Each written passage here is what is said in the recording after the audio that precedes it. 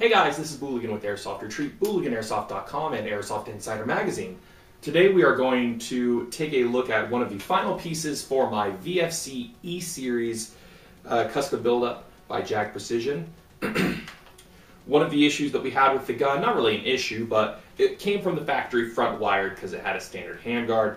I couldn't have that, you know, it doesn't work with this handguard without having to run a PEC box or something like that. So we rear wired it. Now, we rear wired it in a little bit different way than most. We used an Echo 1 MOSFET rear wire harness, which is probably leaving you with a couple of questions. How is there a MOSFET and a battery in this stock while still, you know, having some stock adjustability? I'll show you how once we get over to the bench. Okay, with the MFT minimalist stock removed, you can see how we have this thing set up. So, how this is done, we have it, I adjusted the wiring just a little bit so that the MOSFET unit would hang just outside of the buffer tube, which allows us to use a buffer tube sized battery, which kind of rides in here, get the right way, yeah.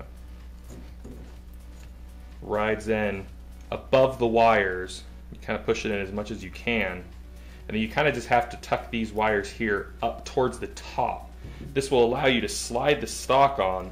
Now when you slide it on, you're going to need to take care to pull down on the little locking lever so that the little rod inside doesn't hook any of these wires. And that way you can get it, and it'll collapse to just about there. Like I said, you'll almost get full adjustability out of the stock, just not at the very, very front end levels because this is still hanging out. The other modification that I had to do, since this was an M16 harness, it had a large Tamiya plug. I had to solder on a small connector to work with the small connector on my battery. In an ideal world, I would set this up with Dean's plugs. However, I use this battery to test most stock AEGs that come across my review desk, so I'm not able to, you know, obviously convert all of them to MOSFET.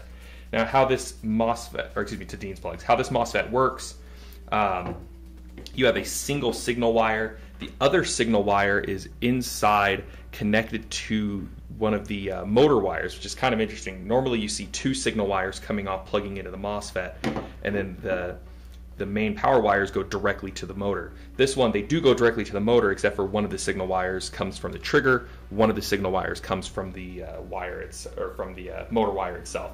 Kind of an interesting setup, and for a cheap full MOSFET wiring harness, it's actually not bad at all. Let's go and take a look at how it's, how it affects rate of fire and trigger response. So as you can see, it is a little bit of a tight fit. Yes, it does limit the ability to adjust your stock. You can't put it all the way forward. But in all honesty, I mean, for me, this fits perfectly. Now, the addition of the MOSFET is nice because it will protect the trigger contacts from damage, considering I'm using an 11.1 volt 10-energy LiPo battery in this thing exclusively. It also does great things for trigger response. You know, pretty good trigger response there, and then on full auto, still great. Performance-wise, we'll be doing a little bit more testing. One of the last products we're going to be testing out in this thing is a brand new stainless steel Mad Bull Type Warrior barrel. So we'll do some before and after performance tests with that thing. But overall, for right now, as this thing sits externally, she's done, and it comes in loaded at 5.9 pounds. So we were able to hit the goal of getting this thing under 6 pounds, including an optic. Now, that being said, this is a replica Seymour and weighs next to nothing, so it doesn't add a whole lot of weight to it. But overall, really, really like how this thing turned out. Very unique coloring. I wasn't a huge fan of this kind of gray color, but it's actually kind of grown on me.